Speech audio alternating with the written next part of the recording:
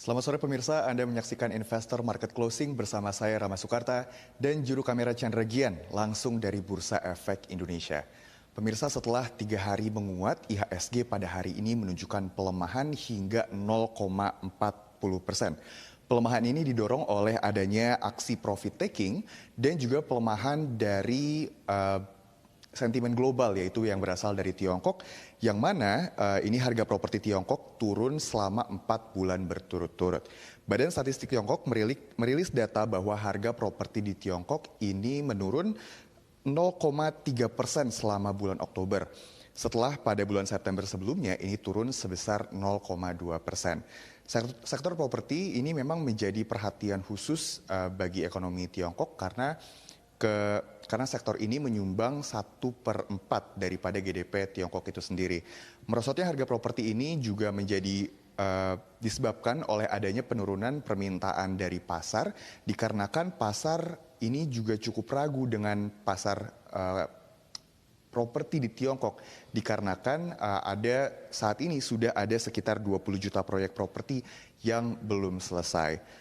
Pemirsa, untuk membahas lebih lanjut mengenai adanya sentimen dari segmen properti di Tiongkok, kemudian juga ada aksi profit taking hari ini serta sentimen-sentimen lain, saya akan membahasnya bersama dengan investment analyst Indo Premier Sekuritas, Emir Parengkuan.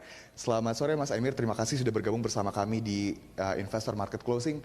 Mas Emir, kita melihat bahwa hari ini IHSG berada di zona merah ya. Betul. Setelah sebelumnya 3 hari berturut-turut ini berada di zona hijau. Sebelum kita membahas mengenai sentimen dari Tiongkok ini, Mas Emir melihatnya apakah hari ini memang para investor melakukan aksi profit taking atau bagaimana? Oke, untuk IHSG-nya sendiri mungkin wajar ya kalau mengalami koreksi untuk hari ini. Namun kalau kita lihat memang kemarin itu sempat ada data inflasi dari AS yang menyebabkan yield dari AS itu turun signifikan, dan ini kita prediksi akan menjadi katalis positif untuk IHSG sendiri. Dan memang di hari yang sama itu, di saat inflasi AS datanya itu keluar, penguatan IHSG cukup kuat ya. Namun kalau kita lihat hari ini, IHSG itu opennya sempat turun cukup dalam, kalau nggak salah itu sekitar sampai 0,75% di awal-awal pembukaan sesi. Namun kalau kita lihat recovery-nya juga cukup cepat dari low-nya 0,75%. Dan kalau kita lihat ini, yang membantu IHSG recover adalah salah satunya adalah saham brand yang sekarang merupakan market cap terbesar kedua di IHSG, yang baru saja menyusul BBRI untuk di hari ini. Yes. Selanjutnya Mas, jika kita berbicara mengenai profit taking ya, kira-kira sampai kapan aksi profit taking ini dilakukan oleh investor yang akan mempengaruhi IHSG? Baik, kalau kita lihat aksi profit taking ini mayoritas ada di sektor banking ya untuk hari ini. Dan kalau menurut tim kami, aksi profit taking ini nggak akan lama berlangsungnya, karena nomor satu, rupiahnya juga udah menguat, dan yang sempat udah kita bahas tadi, yield dari AS sudah turun. Jadi ini juga beberapa sentimen-sentimen positif untuk IHSG, karena memang aliran dananya sekarang investor-investor sepertinya lebih mencari aset-aset atau instrumen-instrumen dengan yield atau dengan return yang lebih tinggi, yaitu biasanya di emerging markets. Dan kalau kita bandingkan emerging markets lainnya dengan Indonesia, Indonesia adalah salah satu market yang paling resilient di saat dolarnya terus menguat dan mata uang Asia lainnya itu melemah. Jadi memang IHSG ini atau Indonesia masih bisa dibilang masih paling menarik untuk dibandingkan dengan emerging markets lainnya. Yes. Oke, Mas Emir, kita akan melanjutkan dialog kita mengenai sentimen dan juga isu hari ini ya. Namun sebelum itu, saya ingin mengajak pemirsa untuk melihat papan Bursa Efek Indonesia yang menunjukkan data perdagangan pada penutupan IHSG pada hari ini. Di mana jika kita lihat pemirsa, IHSG pada hari ini ditutup melemah, terkoreksi 0,34% ke level 6.958. Adapun total perdagangan hingga sore hari ini, di mana IHSG ditutup, ini mencapai 8 triliun rupiah dengan nilai lembar saham yang dijual adalah sebanyak 14 miliar lembar saham. Dan jika kita lihat di indeks sektoral, Kita lihat di indeks sektoral bahwa ada beberapa sektor yang berada di zona hijau seperti penguatan terkuat hari ini dialami oleh sektor transportasi yang menguat 0,44% dan juga sektor industri yang menguat 0,23%. Sementara itu untuk sektor yang berada di zona merah yang melemah pada hari ini, pelemahan terbesar dialami oleh sektor properti melemah 0,61% dan sektor energi yang melemah 0,40%.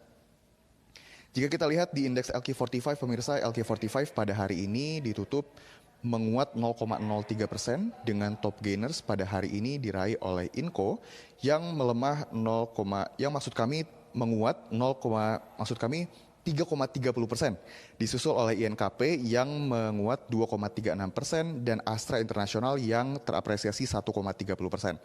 Sementara itu untuk top losers pada hari ini dari LQ45 ini dialami oleh MAPI yang terkoreksi 2,67% dan MEDC yang terkoreksi 2,52%. Ya pemirsa, jika kita lihat bahwa sepertinya pelemahan pada hari ini bukan hanya dialami oleh IHSG namun juga dialami oleh pasar-pasar di Asia, seperti kita lihat bahwa Nikkei pada saat ini terkoreksi 0,36%, Hang Seng terkoreksi 1,36% dan juga Shanghai terkoreksi 0,71%. Kita akan melanjutkan pembicaraan kita bersama dengan Mas Emir Parengkuan.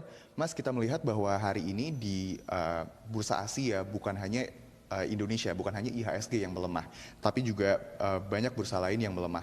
Apakah ini juga sentimennya sama mengenai aksi profit taking dan juga isu dari Tiongkok? Yap, memang kalau kita lihat kekhawatiran atas perekonomian Cina ini memang sudah lama ya terjadi ya. Dan beberapa data-data terakhir memang menunjukkan belum ada tanda-tanda bahwa ekonomi Cina ini akan recover-nya secepat yang akan kita kira. Dan ini jadi sentimen negatif terutama bagi indeks-indeks Asia karena memang sebagian besar indeks-indeks Asia atau ekonomi-ekonomi Asia juga termasuk Indonesia adalah mitra dagang terbesarnya adalah Cina. Jadi banyak negara-negara Asia yang berpatokan kepada ekonominya Cina nih. Jadinya dengan sentimen negatif dengan perekonomian Cina ini juga membuat indeks-indeks dan juga perekonomian Asia itu tertekan. Oke. Mas Emir, kita melihat bahwa hari ini nilai perdagangannya tidak lebih dari 8 triliun ya. Biasanya kalau misalnya kita berbicara normalnya pada bulan Oktober kemarin itu bisa sampai 10 triliun rupiah. Betul. Sebenarnya apa yang terjadi? Kenapa hari ini perdagangannya terlihat tidak begitu ramai? Oke, kalau kita lihat memang nilai transaksi perdagangan di IHSG ini cukup fluktuatif ya. Contohnya kalau kita lihat kemarin itu sampai hampir 12 triliun dan hari ini tiba-tiba sepi jadi cuma 8 triliun. Jadi memang kalau kita bicara mengenai nilai transaksinya sendiri, ini sangat-sangat dipengaruhi oleh sentimen-sentimen global dan banyak sekali faktor yang mempengaruhinya ya. Jadi sekalinya ada sentimen yang positif, biasanya ini membuat IHSG transaksinya biasanya di atas 9T atau juga di atas 10T. Namun kalau seperti sekarang, walaupun kemarin ada berita bahwa inflasi AS menurun dan sudah mencapai target, sepertinya data dari Cina ini dan kekhawatiran mengenai perekonomian Cina sendiri yang berdampak paling besar kepada nilai transaksi IHSG untuk hari ini. Yes, Mas, kalau kita berbicara tentang ekonomi dari Tiongkok ya, terutama dengan krisis dari sektor properti. Sebenarnya jika kita beralih ke IHSG, sektor apa sih yang mungkin lebih akan memungkinkan untuk terancam karena krisis di Tiongkok tersebut? Oke, kalau dari sektor IHSG sendiri pastinya yang paling utama terdampak adalah sektor energi. Karena memang ekspor kita sebagian besar adalah khususnya untuk ekspor batu bara ya. Paling besar itu kita mitra dagangnya adalah dengan Tiongkok. Jadi pastinya jika memang recovery dari Tiongkok ini tidak sekuat yang kita ekspektasikan, pastinya demand energi juga akan turun. Dan ini makanya kenapa kalau kita lihat juga tren dari harga batu bara sendiri itu memang sedang masih cukup downtrendnya cukup panjang ya. Dan sudah mulai balik ke level di sebelum COVID. Jadi memang selain komoditas seperti batu bara, kita juga bisa lihat sektor-sektor lainnya mungkin seperti banking juga akan terpengaruh karena memang kalau misalnya Cinanya melemah bisa dibilang karena ekonomi Indonesia sangat bergantung kepada Tiongkok juga, ini mungkin menjadi sentimen negatif, bukan berarti tapi akan berdampak kepada secara operasionalnya secara signifikan ya, hanya sentimen semata. Iya, Mas, kita berbicara tentang IHSG lagi. Ada beberapa saham yang menjadi perhatian beberapa hari terakhir, yaitu adalah Aman, Arto, dan juga MTEK, yang mana ini masuk ke dalam indeks MSCI. Bagaimana Anda melihatnya? Apakah ini berpotensi untuk terjadi penguatan yang luar biasa atau bagaimana? Oke. Untuk rebalancing MSCI ini dampak ke sahamnya itu bisa dibilang sangat-sangat relatif kepada saham tersebut ya. Jadi kita nggak bisa bilang secara 100% apakah ini akan berdampak positif kepada saham yang masuk ke indeks tersebut atau enggak. Contohnya biasanya yang akan paling berdampak ke saham-saham yang masuk ke MSCI ini adalah saham-saham yang bisa dibilang sangat-sangat undervalued. Dan biasanya ini yang menjadi incaran oleh investor asing. Kalau kita ambil contoh waktu itu seperti Goto yang masuk indeks asing juga, Goto itu sempat pernah naik sampai auto reject atas 35%, dan ini memang karena valuasi Goto pada waktu itu sudah sangat-sangat undervalued dengan forecastnya yang dengan net positif ya, net profitnya positif di Q4 dan 2024 ke depannya. Jadi untuk emiten-emiten tersebut menurut saya dari Aman mungkin upside-nya sudah cukup limited, namun dari MTEK dan Arto yang sifatnya lebih sensitif kepada suku bunga mungkin dampaknya lebih positif dibandingkan dengan Aman. Oke, Mas, kita balik lagi ke sektor properti ya. Ini dari Indonesia sendiri kemarin baru saja dirilis sektor bahwa Bank Indonesia ini kemarin merilis data penurunan penjualan properti di kuartal 3 sebesar 6,59%. Bagaimana Anda melihatnya? Apakah ini akan berdampak pada sektor properti di tahun depan atau bagaimana?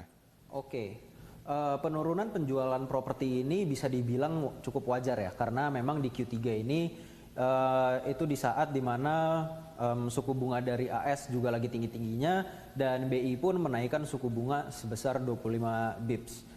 Dan jadi ini wajar kenapa ada penurunan di penjualan properti.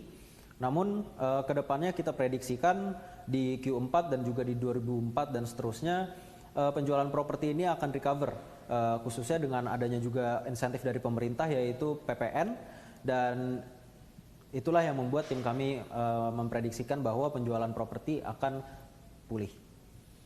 Oke, kita beralih ke sentimen dari Amerika, Mas, di mana kemarin The Fed, maksud kami ada rilis data inflasi dari Amerika Serikat seperti itu kan, yang mana dipercaya ini menjadi optimisme sendiri bahwa The Fed itu akan tetap mempertahankan suku bunganya di Desember nanti.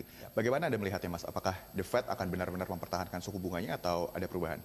Oke, dengan data inflasi yang kemarin yang di bawah konsensus ya, inflasi AS di bawah konsensus, tim kami cukup yakin bahwa AS ini udah selesai untuk menaikkan suku bunganya dan akan mulai memangkas suku bunga di tahun 2024. Dan kalau kita lihat seperti yang udah disinggung tadi juga, dari suku bunga sendiri ini tentunya sangat-sangat positif ya bagi ekonomi global, dan prospeknya adalah sepertinya ekonomi AS ini akan terjadi soft landing, yang sering dibilang soft landing. Jadi sepertinya tidak akan terjadi resesi besar atau yang disebut hard landing. Jadi dari ekonomi AS sendiri dan data-data yang kita lihat sepertinya perekonomian AS ini cukup resilient dan sepertinya kedepannya masih akan baik-baik saja. Oke, baik. Terima kasih Mas Emir atas dialog kita hari ini. Pemirsa, ini dia investment analis Indo Premier Sekuritas, Mas Emir Parengkuan. Terima kasih telah bergabung bersama kami di Investor Market Closing. Pemirsa, demikian Investor Market Closing hari ini. Terima kasih. Terus saksikan IDTV Inspirasi Investasi di First Media Channel 419 dan live streaming di investor.id. Saya Rama Soekarta pamit. Terima kasih. Sampai jumpa.